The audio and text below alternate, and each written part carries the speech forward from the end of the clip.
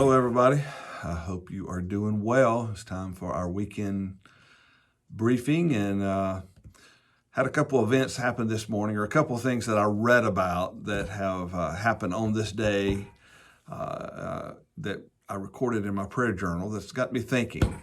And so I want to talk about those. It's maybe a little more thoughtful, reflective briefing today. But hang with me. Let's jump into it. The first thing I noticed as I looked at this day in my prayer journal, on this day a year ago, a dear pastor in South Dakota, he pastored for many years, at least 30, if not more. I can't remember now, but many years. I had the privilege of being his administrative bishop there, and been to his church and met with him on numerous occasions. Just a precious man, Ron Vetch. And on this day, 1 year ago, he got up that morning having no idea that at the end of the day, he would have met his maker and had gone home to be with the Lord. And started having chest pains, and long story short, he died of a heart attack. And so anyway, I thought about that today and remember him with great honor and still condolences to his wonderful, sweet wife, Marcia.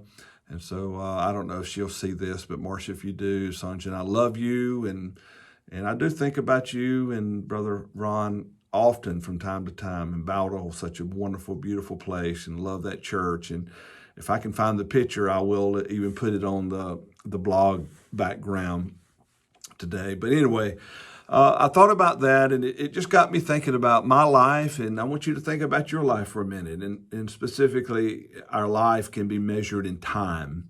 And so I want to ask you this question: will you run out of time, or will you use up all your time? Kind of an interesting question. What we're talking about is time management, or more importantly, life management. But the expression time management, you won't find that in ancient writings or even in earlier writings. I don't know. I've done the research. I guess I should have maybe, but I bet books 100 years ago, there's probably no books on time management. And at least 200 years ago, that was not even an issue. The ancients, people that even 100 years ago, when my grandparents were born and growing up, they didn't think in terms of watches and clocks so much. They thought in terms of seasons. What season is it in? They thought in terms of years, long decades, in terms of generations. They didn't really think about, like we do today, seconds and minutes and hours, and a year is a long time, and there's this constant rush. If there was any clock they would have in those days, in most little villages, it would be the church bells that would call them in the morning and in the noon and in the evening. I remember as a boy, our lives kind of went around the whistle at the mill, the textile mill, when it was time for work to start, and they'd have a noonday whistle for the noonday break, and then 4 o'clock, getting off time. And so it was a different pace of life than it is today. It's not good or bad necessarily, but it's our way of coping and dealing with time. But getting back to that question, will we run out of time, or will we use up our time? Paul at Antioch in Pisidia, he was there at the synagogue, and this is a verse that I think about often from time to time. It's a good template, I think, for time management. He's actually comparing. He's talking about Jesus and who rose from the dead, and he's comparing him to to David. He was a son of David, came through the family line, and we know that history. And so he's comparing David with Jesus, and he describing David, King David. He said, for David, Acts 13:36, for David, after he had served his own generation by the will of God, fell asleep and was buried with his fathers. What he's saying there is David used up his time. He finished. He did what he was supposed to do, and he finished. And that's how I believe you and I both, that's how we want to end our life whenever that time comes. And I hope it's not, today, but whenever that time comes, I want to finish. I don't want to, leave things undone. Oh man, I wished I could go back and repair that bridge. I wished I could go back and say I'm sorry. I wished there's some things I wanted to do. I would like to think that you and we can manage our life and let's finish well. Let's finish up. And I think I don't want to get into a long thing, but just something for you to think about today, you and I both. That verse, I think, holds the keys to finishing up, using our time up, and not leaving things left undone. And so I want to ask you 3 questions. Did I serve, or am I serving? When we get to the end of our life, the way we can know if we used up our time, did I serve? For David, after he had served, there's so much out there about leading and being assertive, but Jesus said, the greatest among us is the servant. And if you really want your life to count, if you want to use your time up, it may be in your home. I just talked just recently to a minister and his lovely wife, and they've kind of put their life on hold right now because they've got a child that's really at a crucial, critical time in their life, and it could go either way. And they're postponing a lot of things in their life because they want to stay focused on serving this child and getting that child through this tough time. They're serving. They're putting what they want on hold, and they're serving. And that's what life is at its richest, most fulfilling is, am I serving others? And then he said, after he had served his own generation, you can't go back. We can't undo what's been done. And we want to leave a legacy, hand off the baton, and I get all that. But really all we got is now, our generation. And the way I word that is, am I leaving the campsite better than I found it? I mean, if you build a Fortune 500 company, if you build the greatest church in all the world, if you write books, if you establish a university, I don't know, whatever your dream of success is, did you serve, and did you serve this generation? Now, did you make a difference now? When you check out, did you leave the campsite better than you found it? When your assignment is over, and I'm talking a lot to pastors here, but this is for all of us. When your assignment is over, it may be an hourly minimum wage hamburger flipper job. Hey, I get it. It's not, you don't feel like maybe God created you in your mother's womb to work at McDonald's and this is just a transition. But yeah, I understand. But did you leave it better? Did you leave the people better? Did you leave the generation that you served? Did you leave them better than you found them? Always leave the campsite better than you found it. And then he said, for David, after he had served his own generation by the will of God. See, you can do the first 2 without being a Christian, without surrendering your life to Jesus Christ, without being a Christ follower. And everybody has a plan, and we have our goals, we have our dreams, but did you do what you did by the will of God? A life that is truly lived well. You were created for a purpose, and a life that is truly lived well.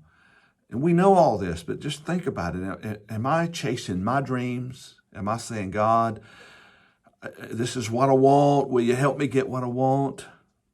That's not a life. That's not good time management. That's not a life that's finished well. And so, did I serve? Did I leave the campsite better for my generation than I found it? And did I do this according to the will of God?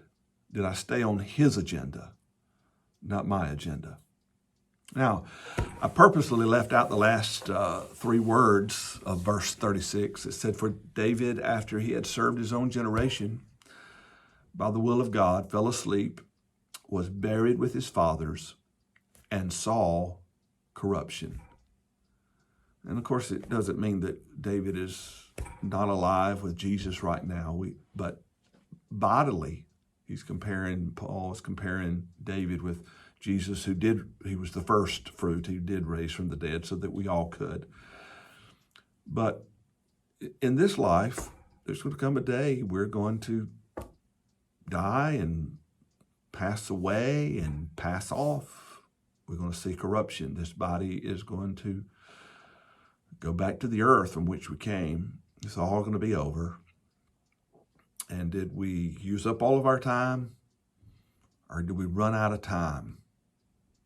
Did we die with no regrets or few regrets, or did we die with a lot of unfinished business?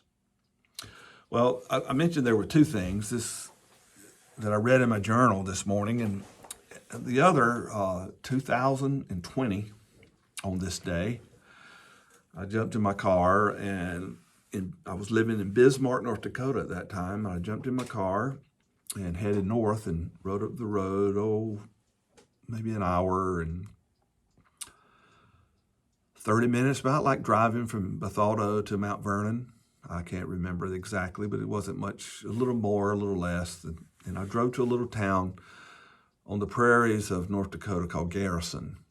And there was an elderly gentleman there, a father in our state at that time. His name was Alan Hathaway, Alan O, if I remember. He's got a son. Alan pastors the Garrison Church of God, but his dad, who had pastored the West Minot Church, one of the mother churches of that whole region for many, many, many years, one of the earliest churches and one of the most prestigious churches and honored churches there. His dad had pastored that, had been a district overseer, later had served, if I remember correctly, 8 years as the state bishop or the regional bishop, the administrative bishop.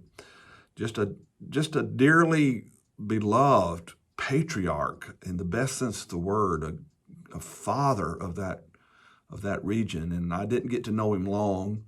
He was in his 80s by the time I got there. But I got in my car that day and I drove north and went to little Garrison and pulled up at his house because Brother Hathaway, Bishop Hathaway, had cancer, and the doctors had told him that he didn't have long to live, and I wanted to sit down with him and give honor to whom honor was due. And so as his administrative bishop, I made a special trip to go see him. I was talking to him. I'll never forget that conversation, and he was in good spirits, and we had a wonderful time just sharing for a few minutes. And he said something that I'd never heard and has stayed with me ever since. Now, I think about it a lot. And this is how the conversation was going. He said, they're trying to get me. The doctors had recommended this regimen of chemotherapy and radiation, and it would add 90 days, 3 months to 6 months to his life. It would postpone the inevitable, basically. And he looked at me and says, Bishop, he says, I'm not going to do it. I don't need any more time. And, living this fast-paced life that we live, when we're measuring life in seconds and minutes and hours at the best, and day after day and week after week, and and here's this man, we're grasping for trying to find time to get everything done. He says, I've done it. I've finished. Don't need any more time. Don't need any bridges to go back and repair. No apologies due. Paid my bills. I've served. I've left the campsite better than I found it. To the best of my ability, I did it according to the will of God. Now that, my friends, is a life well lived. That's how and what I want for you and me. All the pressure in this world, just serve, leave the campsite better than you found it. and do it according to God's agenda. Other people will weigh in and have their opinion, whether or not you did well, whether you were a success. You may weigh in and have an opinion.